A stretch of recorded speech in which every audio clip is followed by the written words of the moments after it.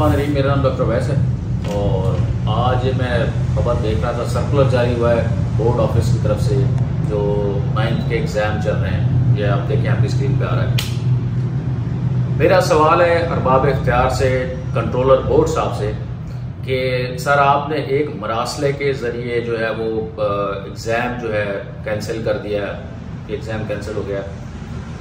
मेरा आपसे एक सवाल है कि ये जो बच्चे तैयारी कर कर गए थे, जिन पे टेम्पो बना हुआ था, उन्होंने अपनी ईद भी ख़राब की और दिन रात पढ़ते रहे, क्या अब वो उसी टेम्पो के साथ जो आपने नेक्स्ट डेट दी है 16 तारीख, उसी टेम्पो के साथ, उसी मेहनत के साथ, उसी खुशू के साथ पेपर दे सकेंगे? नहीं दे सकते कंट्रोलर साहब। ये मिस्टेक आपके किसी अमले की तरफ से हुई है और इसका खमियाजा ये हजारों बच्चे डिस्ट्रिक्ट साहिवाल बोर्ड के भुगतेंगे। आप देख लीजिएगा कि उनका वो मेरिट नहीं बन सकेगा। इतनी तेज रफ्तारी, इतनी सोशल मीडिया की वजह के बावजूद बच्चे दिन रात कोशिश करके जो है वो यहाँ तक पहुँच रहे हैं। आप समझ ही नहीं सकते कि मेरिट कहाँ चला गया है, क्योंकि हमारे आपके दौर वाला तो बात रही नहीं ना। तो आप इतनी आसानी से कैंसिल कर देते हैं, बजाय इसके कि आप इनके मुहर्रिकात को पहले देखते, आप पहले चेक एंड बैलेंस रखते। आपने आसानी से पेपर कैंसिल कर दिया। अब इसका सदेबाब कौन करेगा? गलती आपकी या जिन सेंटरों में हुआ है, जहां पर हुआ है, सिर्फ आप उस जगह का पेपर कैंसिल करते। आपने पूरे डिस्ट्रिक्ट साहिवाल के हजारों स्टूडेंट्स का मुस्तकबिल दांव पे लगा दिया। मैट्रिक आपको पता है कि ऐसा पेपर है कि जिसमें 100% नंबर आए तो मेरिट बनता है और बच्चे ले सकते हैं, लेकिन क्या वो ले सकेंगे?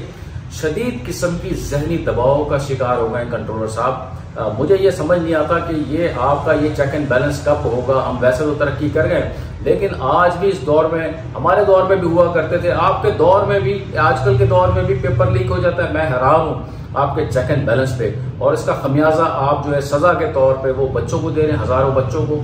आप इसका सदेबाब करें कंट्रोलर साहब। और सदेबाब कैसे होगा मैं आपको बताता हूँ। नंबर 1 तो ये कि इन बच्चों का कोई कसूर नहीं, ये तो तैयारी करके एग्जाम देने के लिए गए थे।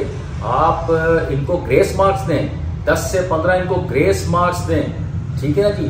तो ही इस बात का, गलती आपकी, आपके बंदों की गलती, इसका सदेबाब हो सकेगा, ठीक है। अगर आप ये भी नहीं कर सकते तो ठीक है, आप जैसे 5 में से 4 सवाल हल कर रहे होते हैं, इस दफा आप चॉइस बढ़ा के दें उन बच्चों के लिए जिनका आपने पेपर कैंसिल किया। आप 6 सवाल दें, उसमें से 4 इन्होंने हल कर रहे हो, या कम से कम मार्किंग में इनको रियायत दी जाए बच्चों को। आपको पता नहीं है कि जब से ये पेपर कैंसिल हुआ है 1:30 बजे से अब तक कितनी जहनी कोफियत का शिकार है ये बच्चे, और उनके वालिदैन भी साथ हैं।